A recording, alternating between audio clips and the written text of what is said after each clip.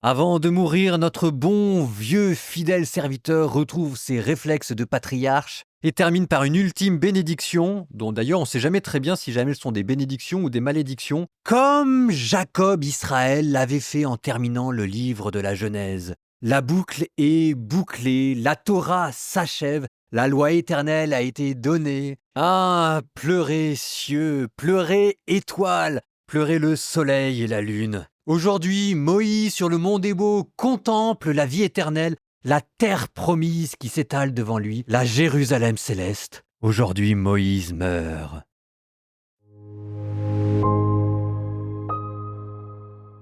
Voici la bénédiction que Moïse, l'homme de Dieu, prononça sur les fils d'Israël avant de mourir. Il dit « Le Seigneur est venu du Sinaï.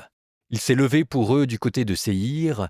Il a resplendi depuis le mont de Paran et il est arrivé à Mériba de Kadès. À sa droite brillait pour eux le feu de la loi.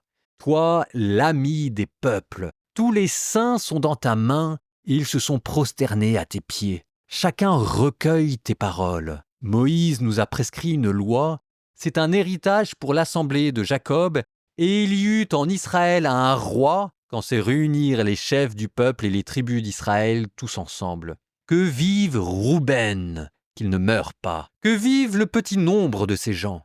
Voici ce qu'il dit pour Juda. Écoute, Seigneur, la voix de Juda, fais-le revenir vers son peuple. Ses mains prendront sa défense et tu lui viendras en aide contre ses ennemis. Pour Lévi, il dit, tes Toumim et tes Ourim appartiennent à l'homme qui était fidèle, celui que tu as éprouvé à Massa, que tu as querellé aux eaux de Mériba. Lui qui a dit de son père et de sa mère, je ne les ai pas vus. Lui qui ne reconnaît pas ses frères et ignore ses fils, car ils ont gardé ta parole et maintenu ton alliance. Ils enseignent tes ordonnances à Jacob et ta loi à Israël. Ils présentent l'encens à tes narines et l'holocauste sur ton autel. Bénis, Seigneur, sa vaillance et accepte l'œuvre de ses mains. Brise les reins de ses agresseurs, qu'il ne se relève plus ceux qui le haïssent. Pour Benjamin, il dit « Bien-aimé du Seigneur ». Il demeure en confiance près de lui, Dieu le protège chaque jour, il demeure entre ses collines. Pour Joseph, il dit « Son pays est béni par le Seigneur. À lui le meilleur don du ciel, la rosée et l'abîme qui se creuse dans les profondeurs. Les meilleurs produits du soleil et les meilleurs fruits de la lune, les dons excellents des antiques montagnes et les dons les meilleurs des collines d'Israël. La meilleure part de ce qui remplit le pays et la faveur de celui qui demeure dans le buisson. Que tout cela couronne la tête de Joseph, le front de celui qui est consacré parmi ses frères.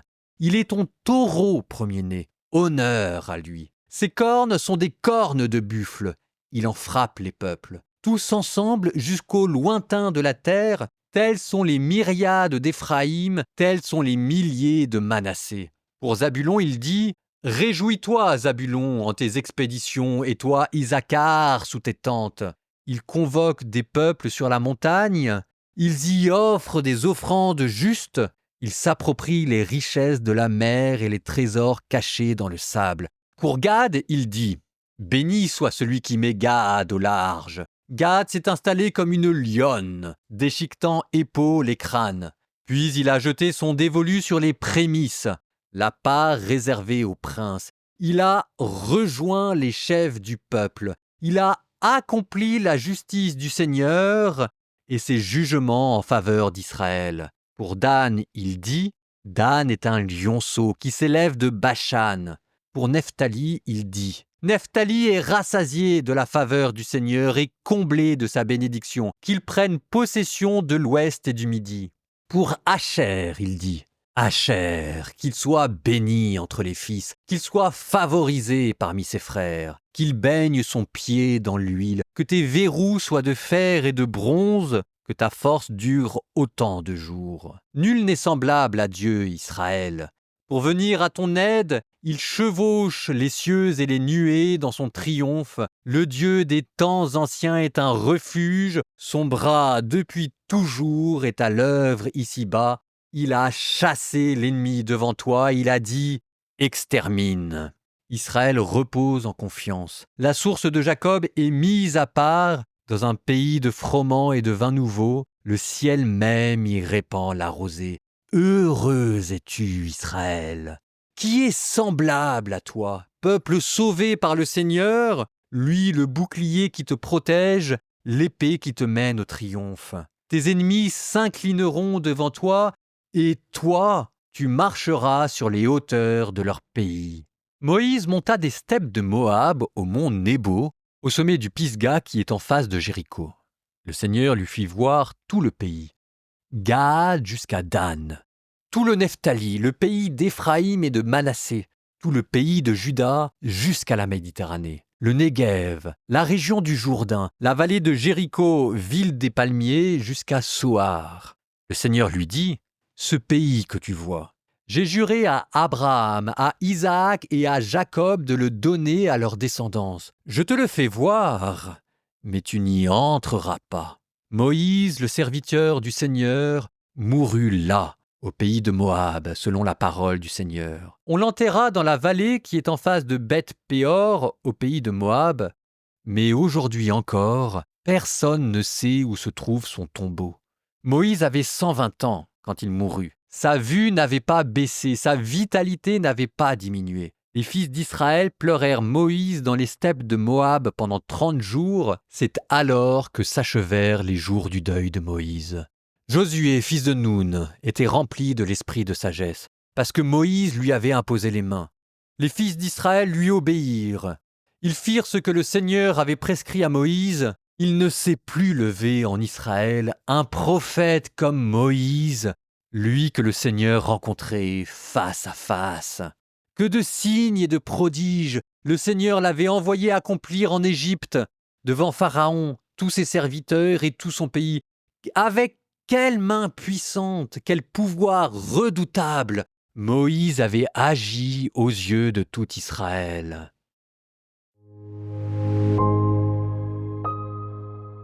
Allons faire un petit tour du côté de la mystique juive, versets 5 et 6. Moïse, serviteur du Seigneur, mourut là, au pays de Moab, selon la parole du Seigneur, littéralement, sur la bouche de l'Éternel. Quelle est la plus belle manière de mourir? Est-ce que la plus belle manière de mourir, c'est de mourir dans son sommeil? Est-ce que c'est de mourir au combat? La plus belle manière de mourir, d'après la Bible, c'est de mourir embrassé par le Seigneur. D'après la Kabbale juive, c'est dans un ultime baiser mystique sur la bouche de Dieu que Moïse a remis son esprit pour mourir. On l'enterra. Littéralement, il fut enterré. C'est pas qui l'a enterré. Et d'après la tradition, c'est Dieu lui-même qui l'a enterré. Il l'enterra dans la vallée qui est en face de Beth-Péor au pays de Moab. Mais aujourd'hui encore, personne ne se sait où se trouve son tombeau. Qu'est-ce que vous voulez dire de plus? Alors, ce que je vous ai dit là, qui appartient à la tradition, qui appartient à la mystique, qui appartient peut-être au folklore, n'empêche qu'on ne prête qu'aux riches, et que vous aurez, dans une épître du Nouveau Testament, l'épître selon saint Jude, un lointain écho de la mort de Moïse. Alors, je suis d'accord que personne ne lit la lettre de saint Jude, et que probablement en même temps que je vous en parle, vous apprenez pour l'occasion son existence. Mais je vous cite ce verset qui est dans votre Bible dans le Nouveau Testament, inspiré par Dieu. Et oui, c'est dans votre Bible. Quant à la mort de Moïse, Dieu envoya l'archange Michel pour disputer au diable le corps de Moïse. Ah, écoutez, c'est peut-être faux, mais c'est peut-être vrai. Nous terminons par une transition poétique, le psaume que nous devions lire dans l'épisode d'avant, mais qui nous servira aussi cette fois-ci de prière conclusive pour le Deutéronome, pour la Torah, et nous pleurerons sur le corps de Moïse. Psaume 43. Dieu, nous avons entendu dire et nos pères nous ont raconté quelle action tu accomplis de leur temps au jour d'autrefois. Toi, par ta main, tu as dépossédé les nations et ils purent s'implanter. Tu as malmené des peuplades et ils purent s'étendre. Ce n'était pas leur épée qui possédait le pays, ni leurs bras qui les rendaient vainqueurs, mais ta droite et ton bras et la lumière de ta face, car tu les aimais. Toi, Dieu, tu es mon roi. Tu décides des victoires de Jacob. Avec toi, nous battions nos ennemis. Par ton nom, nous écrasions nos adversaires. Ce n'est pas sur mon arme que je compte, ni sur mon épée pour la victoire. Tu nous as donné de vaincre l'adversaire. Tu as couvert notre ennemi de honte. Dieu était notre louange tout le jour. Sans cesse, nous rendions grâce à ton nom. Maintenant, tu nous humilies, tu nous rejettes, tu ne sors plus avec nos armées. Tu nous fais plier devant l'adversaire et nos ennemis emportent le butin. Tu nous traites en bétail de boucherie, tu nous disperses parmi les nations, tu vends ton peuple à vil prix sans que tu gagnes à ce marché, tu nous exposes au sarcasme des voisins, au rire, aux moqueries de l'entourage, tu fais de nous la fable des nations. Les étrangers haussent les épaules. Tout le jour, ma déchéance est devant moi. La honte couvre mon visage, sous les sarcasmes et les cris de blasphème, sous les yeux de l'ennemi qui se venge. Tout cela est venu sur nous sans que nous t'ayons oublié. Nous n'avions pas trahi ton alliance. Notre cœur ne s'était pas détourné et nos pieds n'avaient pas quitté ton chemin quand tu nous poussais au milieu des chacals et nous couvrais de l'ombre de la mort. Si nous avions oublié le nom de notre Dieu, tendu les mains vers un Dieu étranger, Dieu ne l'eût-il pas découvert, lui qui connaît le fond des cœurs? C'est pour toi qu'on nous massacre sans arrêt, qu'on nous traite en bétail d'abattoir. Réveille-toi. Pourquoi dors-tu, Seigneur? Lève-toi. Ne nous rejette pas pour toujours. Pourquoi détourner ta face, oublier notre malheur, notre misère? Oui, nous mordons la poussière, notre ventre colle à la terre. Debout, viens à notre aide. Rachète-nous au nom de ton amour.